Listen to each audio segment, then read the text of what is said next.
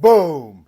Guess what? It was Justin Trudeau that suggested that Canada become the 51st state. So for all the liberals that are booing the American national anthem at the sporting events, you're booing the wrong person. You should boo Justin Trudeau for suggesting that Canada become the 51st state. You're going to have to listen to this.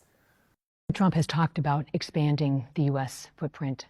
In a hot mic moment, Canada's prime minister said that absorbing Canada is a real thing. Is it a real thing? Look, you know how that came about? President's meeting with Trudeau, and Trudeau says, well, if you even out our trade relationship, then we will cease to exist as a country.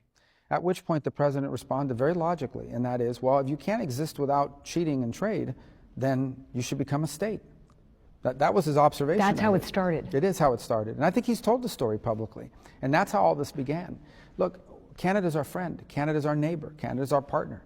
But it goes back to the point I made. For decades, the United States allowed uneven trade imbalances to develop.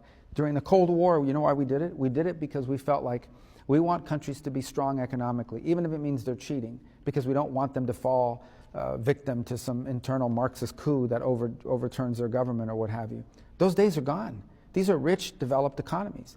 And ultimately, who can argue against the fact that whatever they charge us, we should charge them? Whatever they prohibit, if they don't allow American companies to do it, we should not allow their companies to do it here. American banks can't even operate in Canada.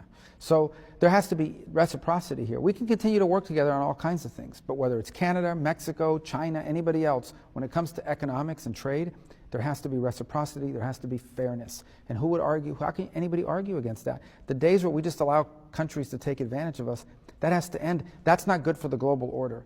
That leads to imbalances that create friction points. That's the case with Canada. It's the case with a lot of countries who are our allies and friends. But on trade, we have an imbalance and it has to be dealt with. Yeah, you got that straight. And I asked Grok AI if we imposed tariffs on the U.S. as of right now. So this stuff might not be 100% correct, but this is what Grok has found. We're currently charging absurd amounts for all of our dairy products. Basically, U.S. dairy products are not allowed inside of Canada. Yeah, and check out American chickens. I went down to the U.S. to buy chicken. It's like $6 for a massive pack. If you try to buy a pack of chicken in Canada, it's like $35. And no wonder Canadian beer is so expensive. Check out the tariff on U.S. barley.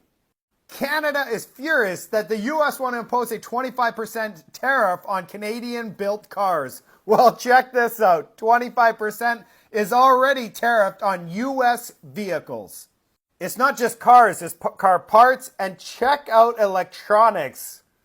And look at this, 20% on softwood lumber and all of this.